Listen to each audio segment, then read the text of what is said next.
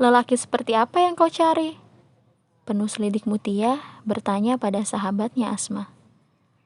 Pastinya sudah banyak lamaran lelaki yang kau tolak. Lanjutnya, makin penasaran.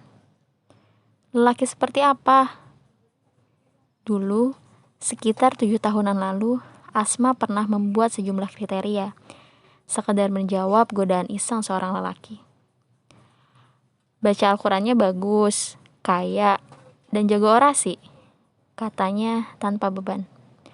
Jago orasi? Untuk apa? Impian terbesarku ingin membebaskan Palestina. Karena itu, aku ingin punya suami yang kalau aksi bela Palestina, infaknya paling besar dan ada di barisan terdepan. Makanya, dia harus kaya dan jago orasi. Jawab Asma merasa menang. Seringkali orang-orang menghubungkan urusan lama menikah dengan sejumlah kriteria yang berat, atau lebih praktisnya lagi disebut terlalu pemilih. Tak cukup di situ, biasanya juga dibumbui dengan sebuah peribahasa.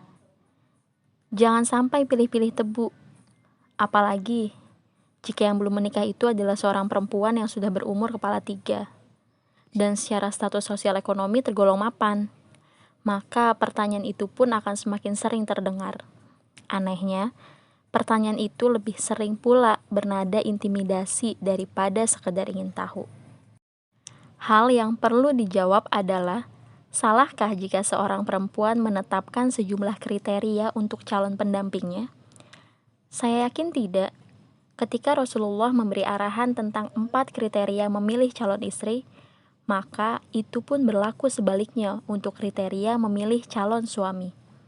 Sebagai contoh, kita tentunya sudah tahu bagaimana kisah rumah tangga Rasulullah dengan Khadijah bermula. Khadijah radhiyallahu an menilai dan menimbang-nimbang pribadi Rasul sebelum memutuskan meminangnya melalui perantara. Sebelumnya, ibunda Rasulullah pun melakukan hal yang sama. Aminah radhiyallahu an memiliki kriteria calon suami idaman. Maka sejumlah pinangan lelaki pun ditolaknya. Hingga tibalah Abdullah bin Abdul Muthalib, lelaki dengan keutamaan idaman itu pun diterima oleh Aminah. Maka tak ada yang salah dengan menetapkan sejumlah kriteria pendamping idaman, baik laki-laki maupun perempuan. Sama-sama berhak menentukan kriteria pendampingnya. Terlepas dari apakah perempuan itu tua atau muda, miskin atau kaya, berpendidikan atau tidak, cantik atau biasa saja. Hanya saja, kriteria terkait kesolihan tentu lebih utama. Seperti halnya yang dituntunkan oleh Rasulullah SAW. Dan tentunya kita harus pula mengingat bahwa Allah Subhanahu wa Ta'ala memberikan pasangan buat kita sesuai dengan kualitas diri kita pula. Mukmin untuk mukminah, pendosa untuk pendosa pula. Maka, silahkan menetapkan kriteria yang sesuai tuntunan syariat, lalu jadikan diri kita layak mendapatkan seseorang dengan kriteria tersebut.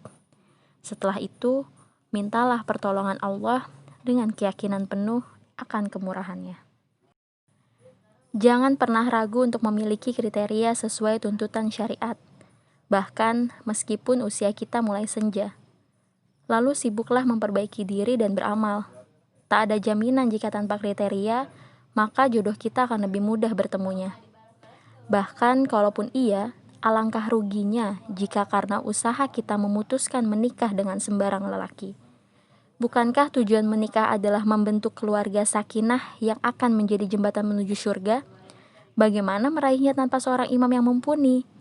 Toh, kapan waktunya dan siapa jodoh setiap kita sudah ditentukan Allah, sang pemilik arsy.